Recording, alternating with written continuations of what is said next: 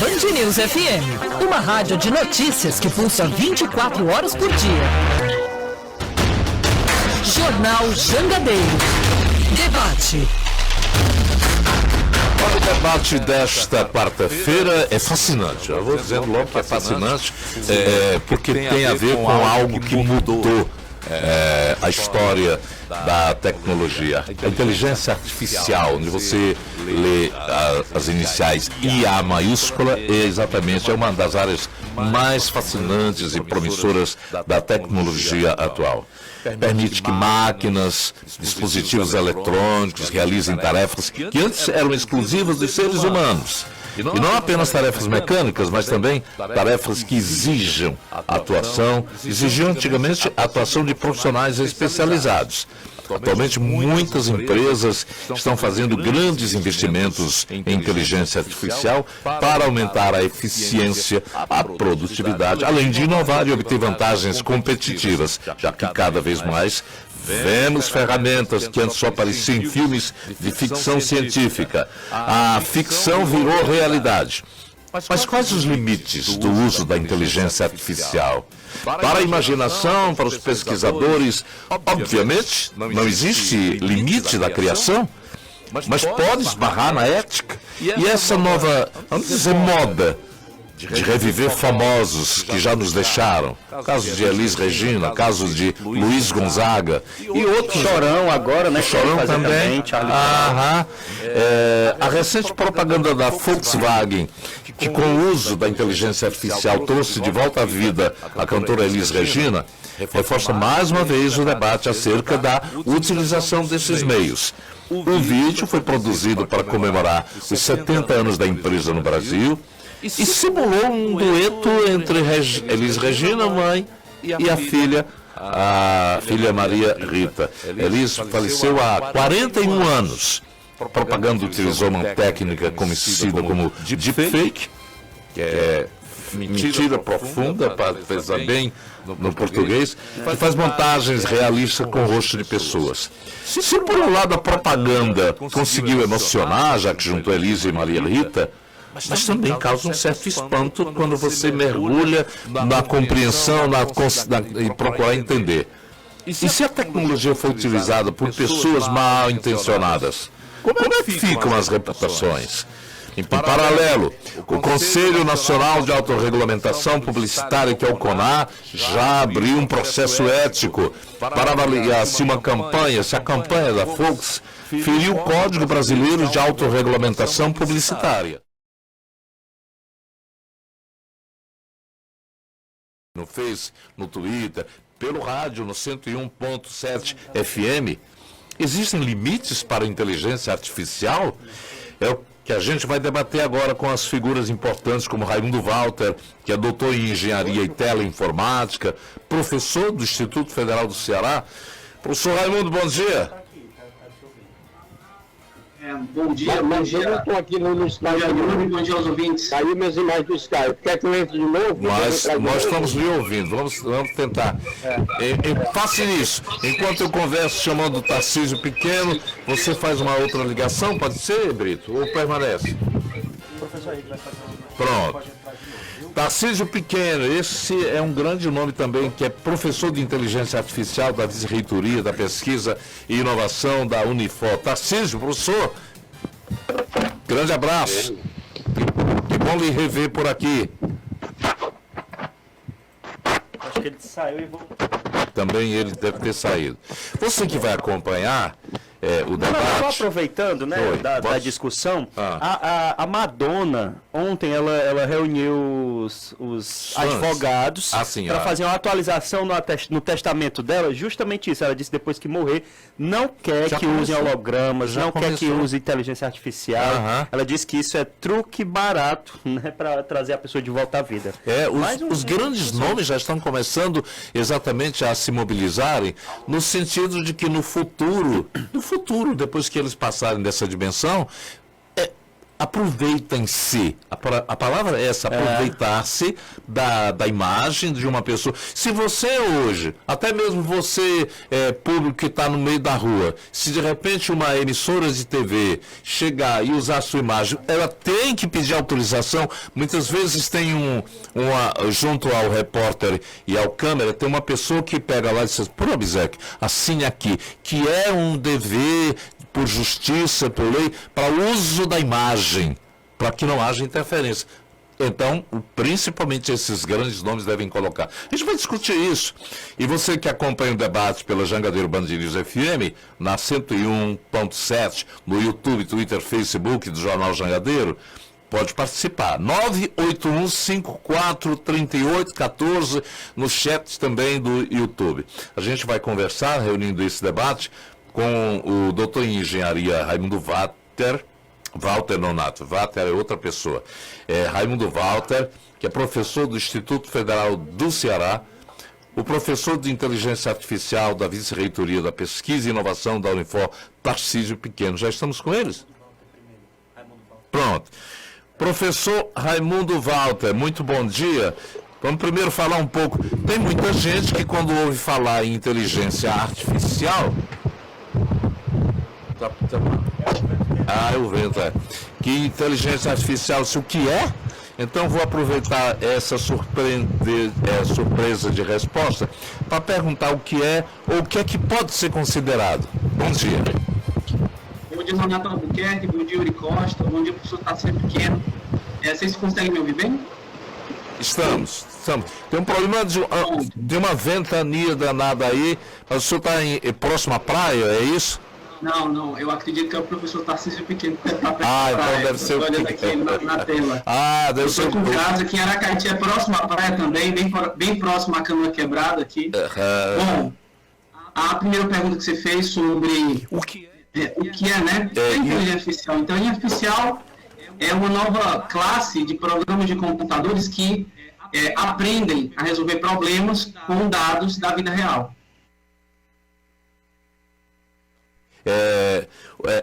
Pode ser considerada a ferramenta que muda a história da tecnologia humana?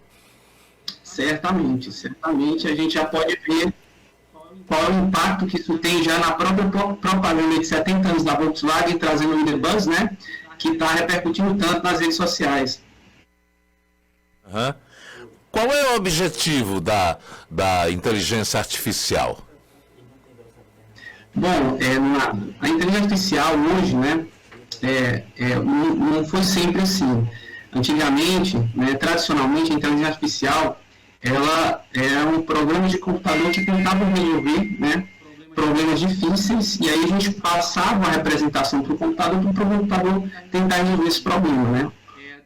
Depois de um tempo, a inteligência artificial ela progrediu para uma classe de algoritmos, né, que são programas de computador que aprendiam com os dados, né? Então aí, agora a gente abriu a possibilidade de que a gente não precisasse mais programar o computador para realizar certos trabalhos, e sim mostrar para o computador resultados, né, que a gente queria que o computador tivesse, e o computador então ele produz. Por exemplo, né, eu posso treinar uma inteligência artificial para desenhar quadros como Picasso, por exemplo. Então, Picasso já faleceu há vários anos, então eu posso treinar uma IA para que ela aprenda a desenhar como Picasso e de repente apresentar ela uma imagem, por exemplo, do Nonato Albuquerque agora, e ela desenhar como Picasso desenharia o Nonato Albuquerque, né?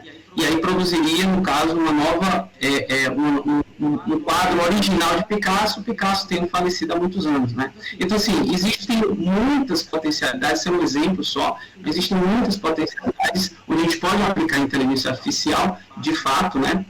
E o deepfake, por exemplo, é um exemplo que, por exemplo, nos emocionou nessa propaganda aí da Volkswagen, trazendo de volta à vida a Elis Regina e produzindo um incrível dueto aí entre Elis Regina, né, e a filha Maria Rita, né, mostrando aí o passado e o futuro. É muito legal.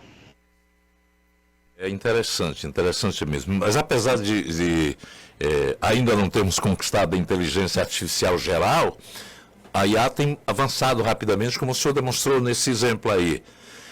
Alguma das principais aplicações o senhor confirma ou não, que a gente está tentando entender, pelo que o senhor falou, reconhecimento de voz e processamento de linguagem natural, isso já é possível, né? Sim, sim. Por exemplo, a Alexa, inclusive, eu estou usando aqui, ela utiliza de inteligência artificial para entender o que se é dito a ela, né, em comando de voz, e poder processar e responder. Existem também assistentes virtuais, então quando você hoje entra em contato com atendimento médico, por exemplo, você pode entrar em contato com a inteligência artificial para resolver problemas pequenos sobre determinada doença, né, pequenos conselhos, e aí a própria inteligência artificial ela consegue dar esse feedback sobre o que você tem. Um exemplo importante sobre o processamento de linguagem natural que está bem na moda, e a gente trouxe aí à tona em um dos nossos encontros pedagógicos aqui em Aracati, foi inclusive o professor Mauro Oliveira que trouxe isso, foi uma discussão sobre o ChatGPT, que é a capacidade de a gente conversar com a máquina, e hoje a gente não percebe mais que a gente está conversando com a máquina. E melhor que isso, você fazer perguntas inteligentes à máquina e a máquina responder de forma inteligente também. Interessante.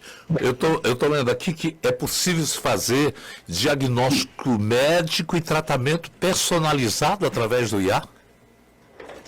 Isso, perfeito. E há muito tempo já que existe uma discussão sobre isso na Organização Mundial de Saúde, que em 2021 lançou um documento falando sobre as implicações de como utilizar a IA, e hoje a gente está na fase de utilizar a IA de forma a apoiar a decisão do médico. Então, o médico, a palavra do médico é realmente a final, né? Isso por mais contas legais, né? De que se a IA errar, a gente pode dizer que imputar a culpa a alguma coisa. Né? Então, a gente não pode culpar o algoritmo, a gente então tem que utilizar o algoritmo como suporte à decisão do médico. Mas existem alguns estudos que mostram que a IA já é melhor em, por exemplo, diagnóstico de doença, né, diagnóstico de câncer e outros tipos de doença, melhor do que um profissional de saúde, um profissional humano. Ela acerta mais do que um profissional humano.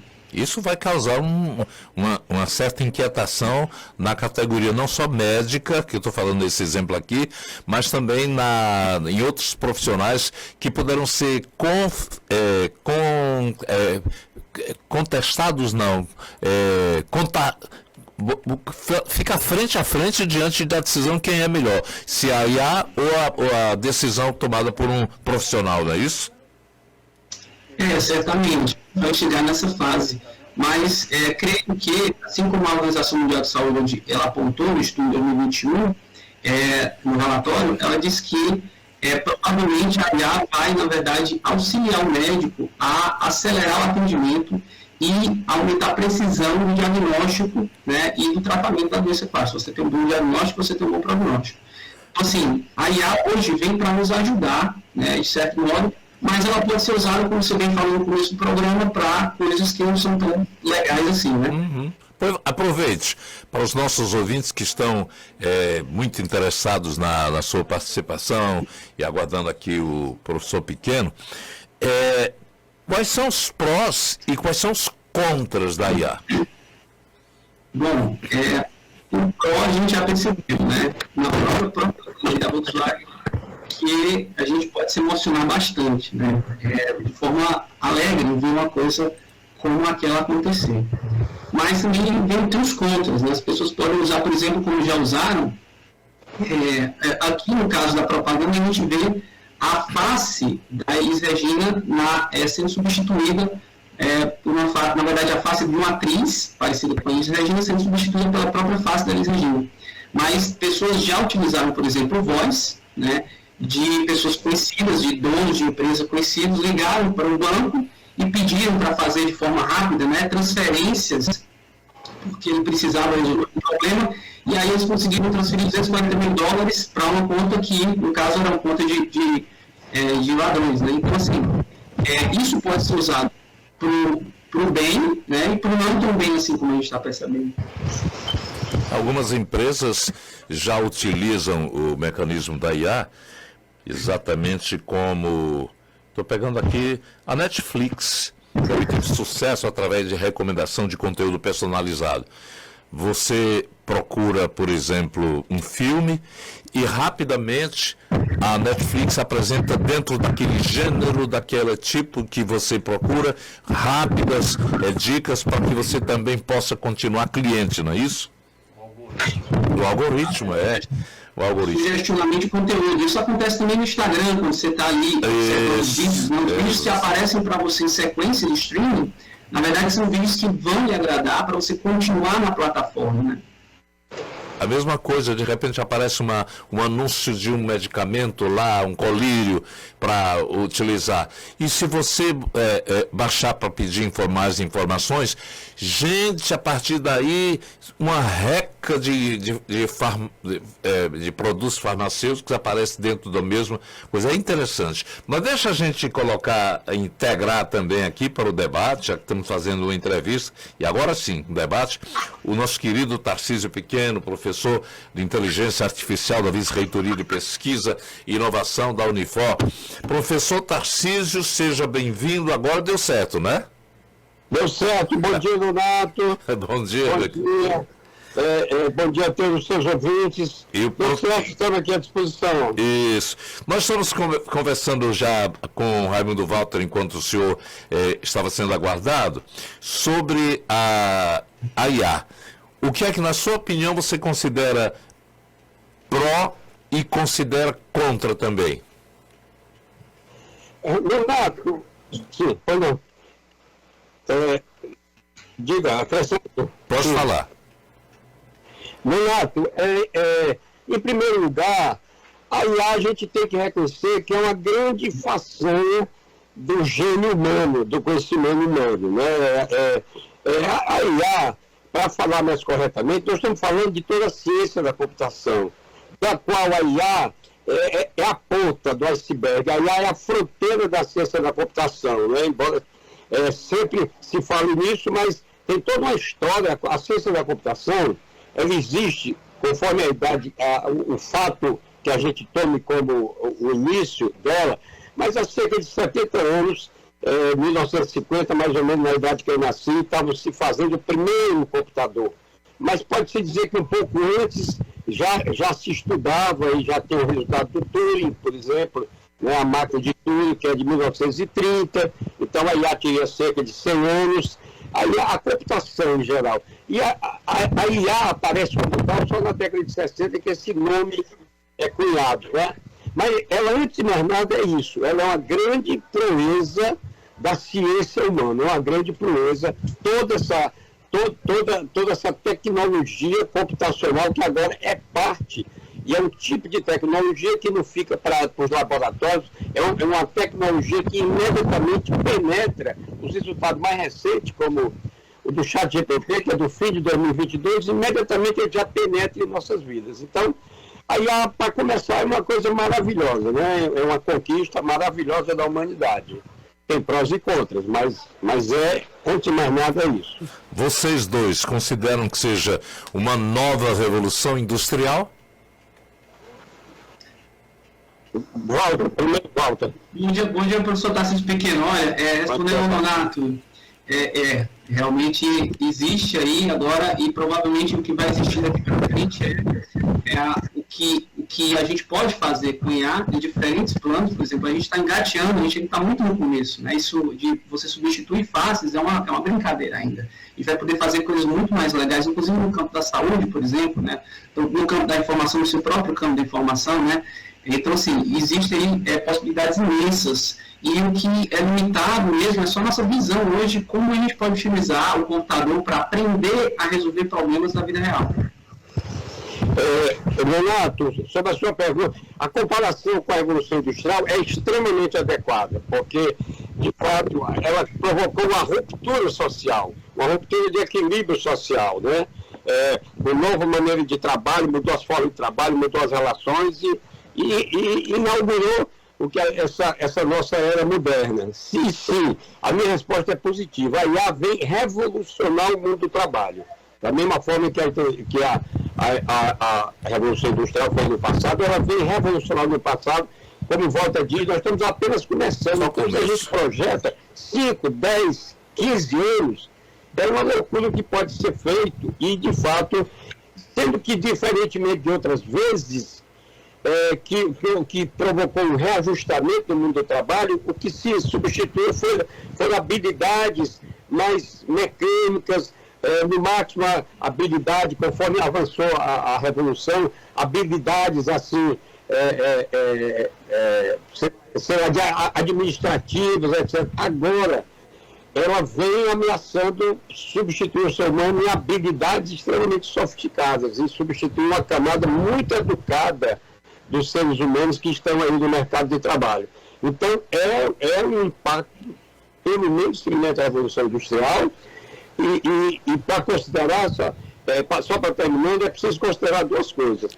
A IA bem utilizada, a IA utilizada por seus propósitos e tal, é uma coisa boa, mas ainda assim é uma coisa que provoca preocupação, porque ela tem os efeitos, mesmo no bom uso da IA, pode produzir efeitos colaterais indesejados, como, por exemplo, a questão na revolução do mercado de trabalho.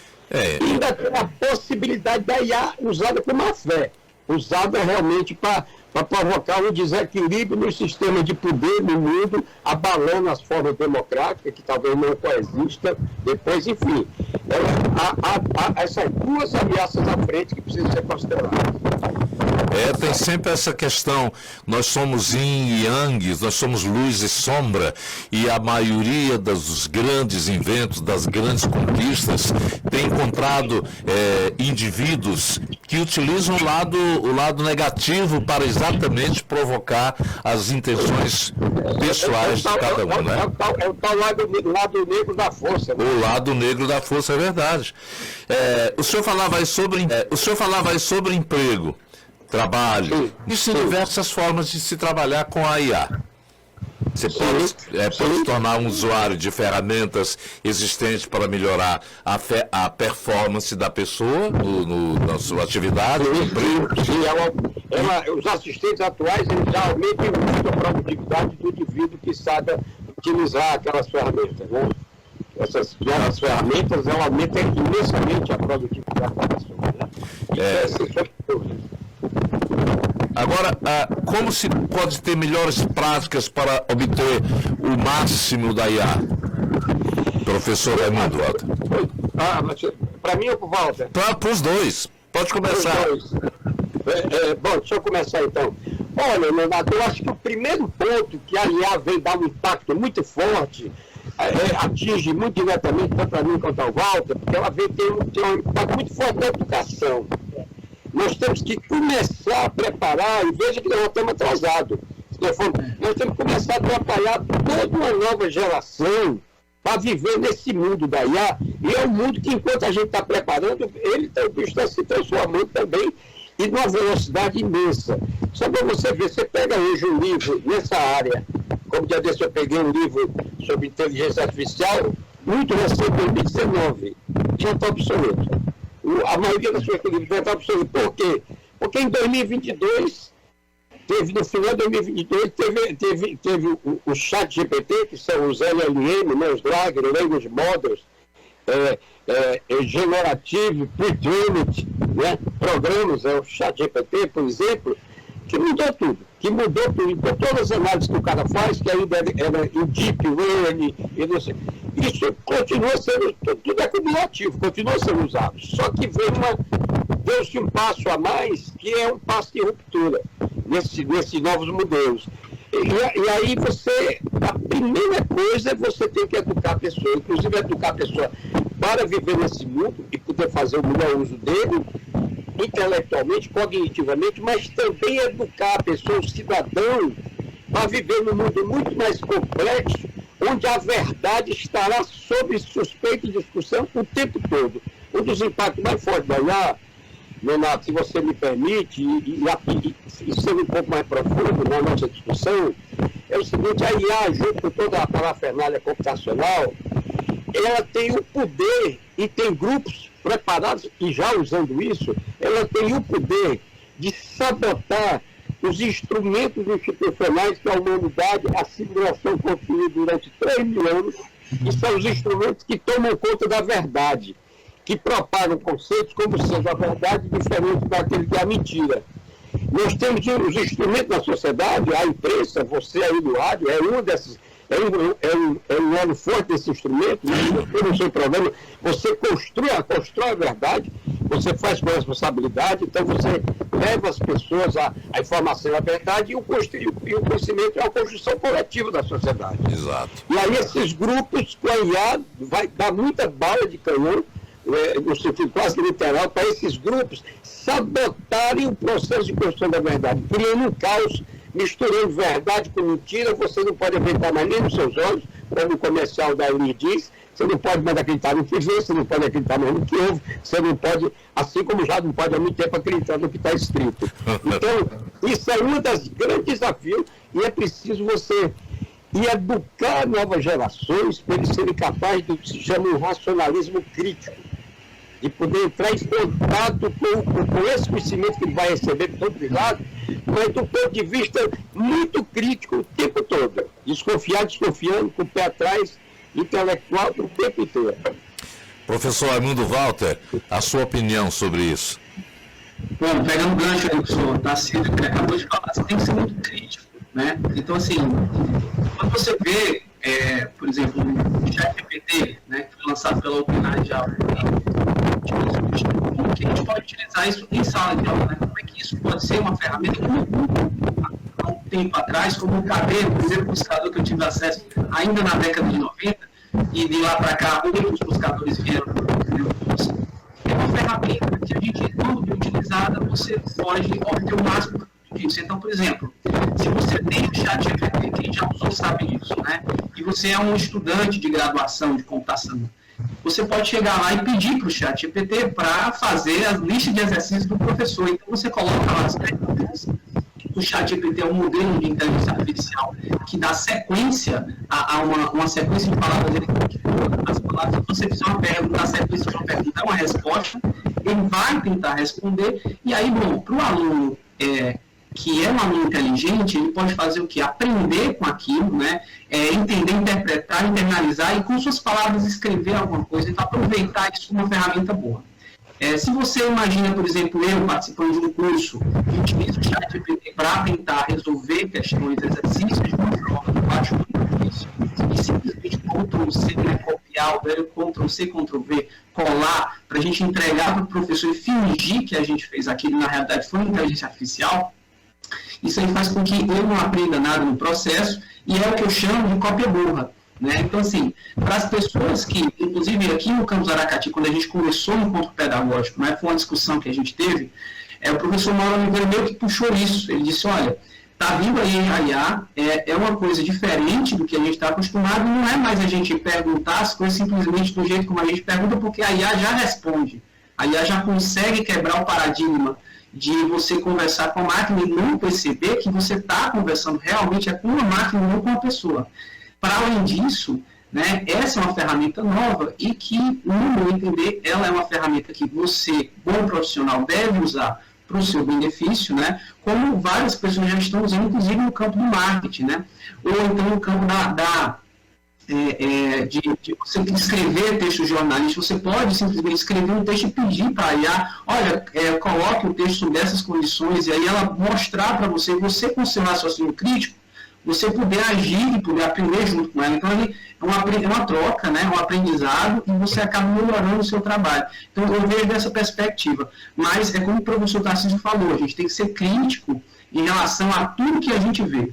O ChatGPT, se você já usou, né, especialmente alunos, né, você percebe que nem sempre ele retorna o conteúdo correto. Então, ele pode trazer erros, como de fato a gente já percebeu que ele traz erros, e aí a gente, inclusive, nesse momento, a gente ensina para o ChatGPT qual é o correto, a gente pode escrever lá e dar um feedback para ele. E com isso, aí que a beleza da IA, chega uma hora que ela não vai mais errar, ela vai acertar sempre. Mas e aí, o que a gente faz com isso? Bom, o que a gente faz com isso, a gente pode se beneficiar, né, a potencializar, como o professor Tarcísio falou, usar uma ferramenta para potencializar a nossa capacidade e não utilizar ela de uma forma que, a meu ver, é burra. Muito Muito bem. Eu vou pedir só rapidez aí, um intervalinho, para a gente dar conta aqui da nossa inteligência comercial, nossa IC, e a gente volta já conversando sobre inteligência artificial no debate. A IA, como conhecemos, começou a surgir no século XX com o avanço da matemática, lógica e ciência da computação. O professor chegou a falar do nome de Alan Turing. Em 1950, ele propôs o teste de Turing como um critério para determinar se uma máquina podia ser considerada inteligente. 1950, né? Ele também introduziu o conceito de máquinas que podem aprender com a experiência. Embora tenha havido avanços nas décadas seguintes, entre 1980 e 1990, a IA enfrentou um período de desilusão, de cortes de financiamento, conhecido como o inverno da IA. Apesar disso, houve avanços significativos em algoritmos de aprendizado de máquina, como redes neurais, algoritmos genéricos, aprendizagem também para reforço. No mundo com o aumento da capacidade computacional e a disponibilidade de grandes volumes de dados, no século XXI, a IA experimentou um renascimento com o desenvolvimento de algoritmos de aprendizado profundo, o Deep Learning, como falou o professor, e aplicações práticas em diversos setores, como saúde, finanças, automação, robótica, chegando também à área da comunicação, que a gente já deu aqui exemplos. E eu perguntaria ao professor Tarcísio Pequeno, o futuro, daqui a 30 anos, vou botar 30 anos, mas talvez em 1930, 2030, já estejamos com uma diferenciação enorme do que é a IA hoje, né, professor Tarcísio? Está faltando aqui. Você fez agora, sabe? Agora está bem? Estou ouvindo, agora estou ouvindo. Tá. Nesse sumário que você fez agora, você quase contou a história da minha vida. Porque eu trabalho com inteligência artificial desde a década de 70. Então, você foi. Aí era um período em que ela era uma grande esperança, a gente trabalhava. Eu trabalhava mais no ramo da lógica com a IA, que é onde as origens lá, né? As origens, a lógica matemática, então os problemas de fazer modelos de raciocínio. Mas aí teve isso mesmo, a gente tinha uma certa excitação, e na década de 90 nós criamos aqui no Ceará um laboratório de inteligência artificial. Você vê que nós somos antigos, mas a gente era gozado, vocês estão fazendo ficção científica, etc. Isso não é para nada.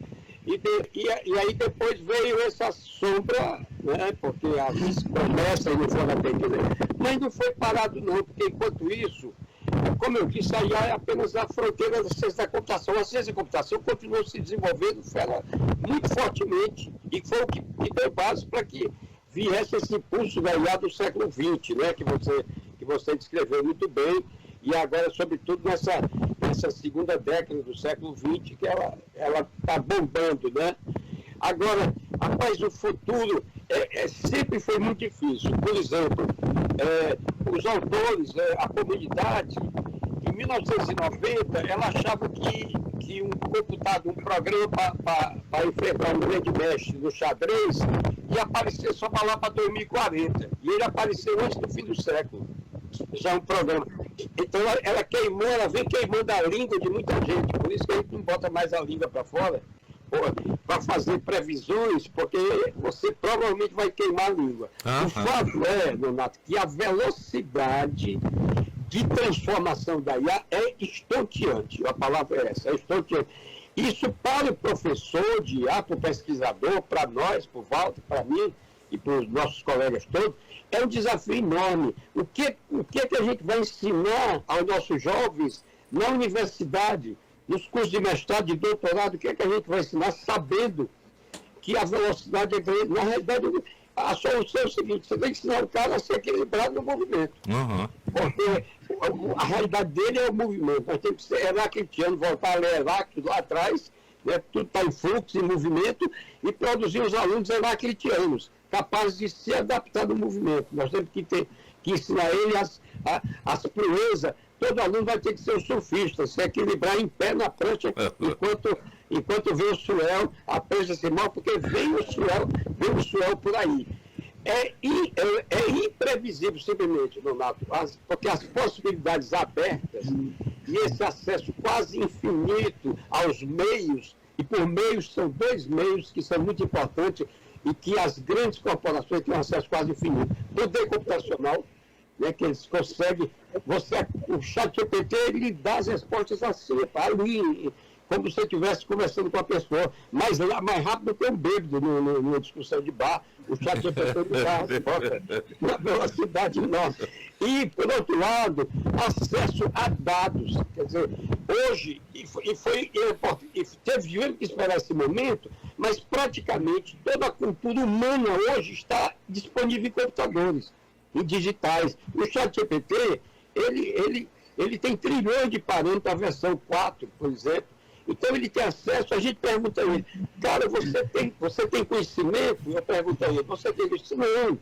Eu sou só um assistente digital, eu não conheço nada não. Porém, eu tenho acesso a muita leitura, você pergunta a ele, que eu tenho acesso, na verdade a gente tem acesso a tudo. Inclusive ao que a gente fornece a ele quando a gente interage com ele, e ele ao interagir com a gente ensina ele também. Né? E, por isso, nesse momento é um momento rico, porque ele ainda não é perfeito. Então é um momento ideal para você treinar o senso crítico das pessoas e criticar o próprio, e não pegar o problema do aluno que não vai às aulas, é que o ChatGPT der para ele vai entregar para o professor. E pode ter muita loucura ali. Mas você tem que, criticamente, você tem que examinar o que ele lhe deu e discutir com ele, questionar. Ele reconhece os erros. Quando você dá um argumento, ele pede desculpa, reconhece os erros e refaz o argumento. Eu tenho discutido muito filosofia com ele. Ele é um grande parceiro para você discutir filosofia, porque ele conhece tudo. Às vezes ele erra no detalhe, no conceito mais fino, e a gente corrige ele e continua a conversa. Mas, por outro lado, ele leu tudo. Inclusive, eu reconheço na resposta dele que ele se baseou em livros que eu li, que eu conheço, de autores que eu conheço, e ele se baseou naquela resposta. Então, nesse momento atual, ele é um instrumento, um assistente, um instrumento para você botar aqui embaixo do braço, com um colega, né, você trabalhar com ele, e o sistema educador, as possibilidades do ChatGPT como instrumento educacional, sobretudo nesse momento, e coisas, a gente fala do ChatGPT que é mais popular, todos esses sistemas que são semelhantes, todos esses LLM, né? A possibilidade deles são muitíssimo ricas para a educação, muito ricas. Ok. Vamos lá, professor Raimundo Walter, a gente está chegando ao final, mas o senhor pode também falar sobre esse futuro. Ainda há pouco, o professor Tarcísio Pequeno falava e eu me lembrava que a evolução da IA segue o slogan da Band News. Em um segundo tudo pode mudar. E eu acho que com muito mais velocidade as mudanças na IA podem também acontecer em décimos de segundo, né? Exatamente. Renato, acompanhando aí o raciocínio do professor Tarcísio, né, e aproveitando que a gente está perto da praia aqui, é isso mesmo, a gente tem que ensinar os nossos alunos a se equilibrar na prancha. Esse talvez seja o desafio do professor hoje, né?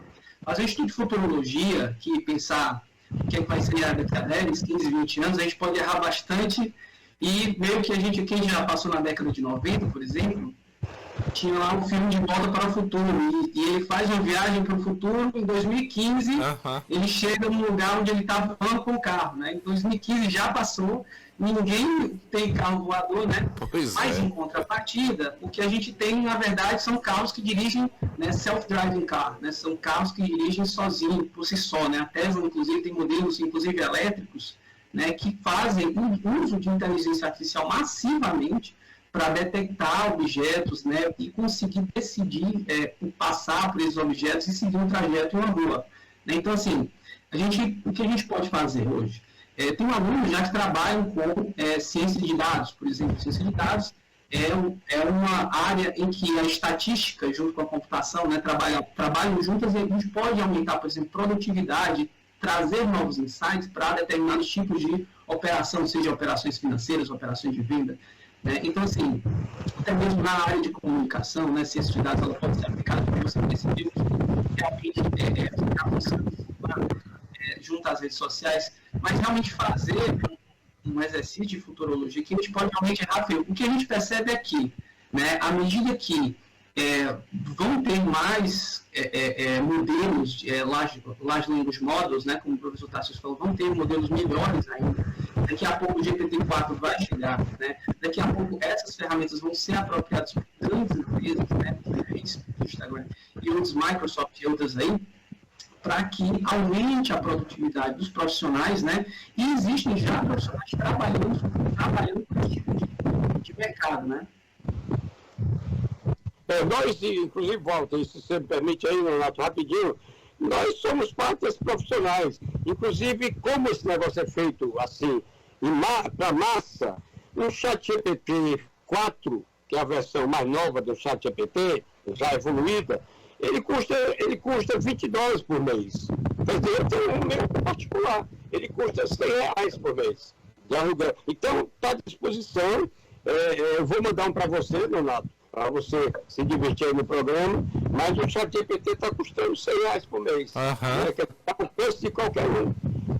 E isso vai aumentar muito, vai usar muito a utilização. O que a gente tem que garantir é que as pessoas o utilizem bem. Senão vai ser mais um gerador de fake news por aí.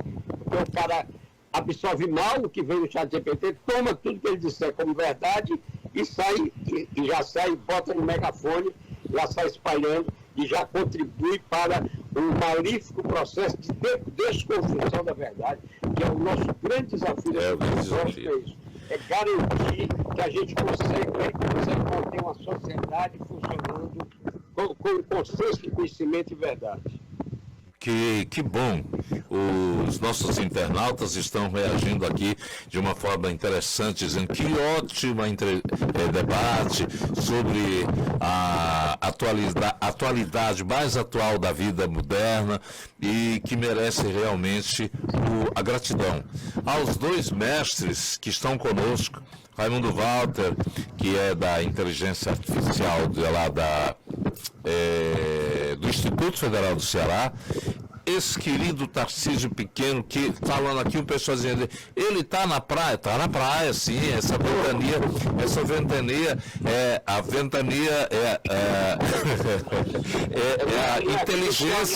a inteligência natural que está sobrepujando aqui o nosso contato e vai merecer realmente a nossa gratidão. Muito obrigado pela aula fantástica que vocês repassaram. Professor Tarcísio, vou esperar a sua...